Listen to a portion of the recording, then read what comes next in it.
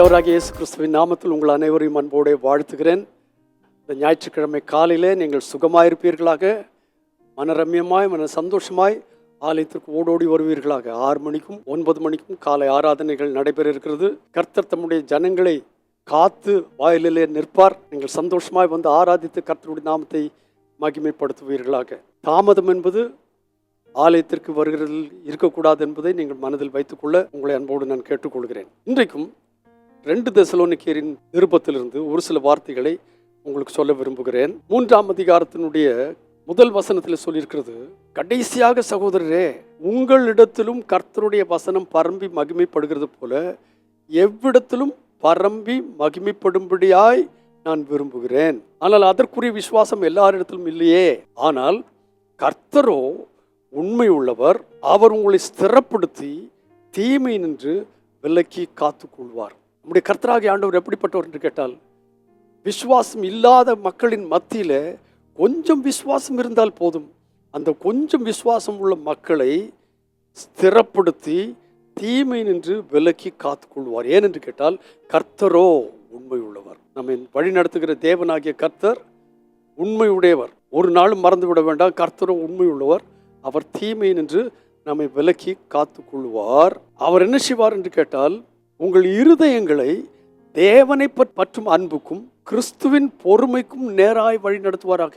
கர்த்தரை பின்பற்றுகிற ஒரு மனுஷனானால், கர்த்தர் உண்மை உள்ளவராயிருக்கிறதுனாலே அவர் நம்மை ஸ்திரப்படுத்தி தீமை நின்று விலக்கி காக்கிறது மாத்திரமல்ல, நம் இருதயங்களை தேவனை பற்றும் அன்புக்கும் கிறிஸ்துவின் பொறுமைக்கும் நேராய் நடத்துகிறவர். இதை குறித்து 1 பேதுரு 5ஆம் அதிகாரம் 10ஆம் வசனத்தில் சொல்லும்போது, கிறிஸ்து இயேசுவுக்குள் 1 பேதுரு 5ஆம் அதிகாரம் 10ஆம் வசனத்தில் வாசித்தால், கிறிஸ்து இயேசுவுக்குள் நம்மை தமது நித்திய மகிமைக்கு அழைத்தவராயிருக்கிற சகல கிருபையும் பொருந்திய தேவன். தெசலோனிக்கேயரில் வாசித்தோம், கர்த்தரோ உண்மை உள்ளவர். இங்க என்ன சொல்லியிருக்கிறது? சகல கிருபையும் பொருந்திய தேவன், நித்திய மகிமைக்கென்று நம்மை அழைத்த சகல கிருபையும் பொருந்திய தேவன் கொஞ்சம் காலம் பாட அனுபவிக்கிற உங்களை சீர்படுத்தி ஸ்திரப்படுத்தி பலப்படுத்தி நிலைநிறுத்துவாராக. அப்போ நம்முடைய தேவனாகிய கர்த்தர் முதலாவதாக ஸ்திரப்படுத்தி தீமை நின்று விலக்கி காத்துக்கொள்வார். அதற்கப்புறம் சீர்படுத்தி ஸ்திரப்படுத்தி பலப்படுத்தி நிலைநிறுத்துவார். இதை நீங்கள் அறிந்து கொள்ள வேண்டுமா? கர்த்தருடைய ஆலயத்துக்கு ஓடி வாருங்கள், கர்த்தருடைய வசனங்களை கேளுங்கள். கர்த்தருடைய வசனம் உங்களை ஸ்திரப்படுத்தும், சீர்படுத்தும், பலப்படுத்தும், நிலைநிறுத்தும். இதை இந்த ஞாயிற்றுக்கிழமை காலையிலே தேவனாய கர்த்தர் நமக்கு செய்வாராக.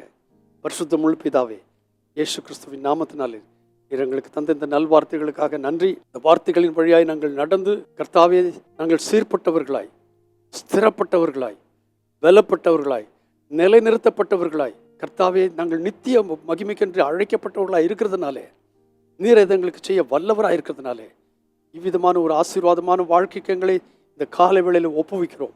எங்களை அந்த வழி நடத்தி உங்கள் நாமத்தை மகிமைப்படுத்திக் கொள்ளும். உங்களுடைய வருகைக்கென்று எங்களை ஆயத்தப்படுத்தி காத்துக்கொள்ளும்.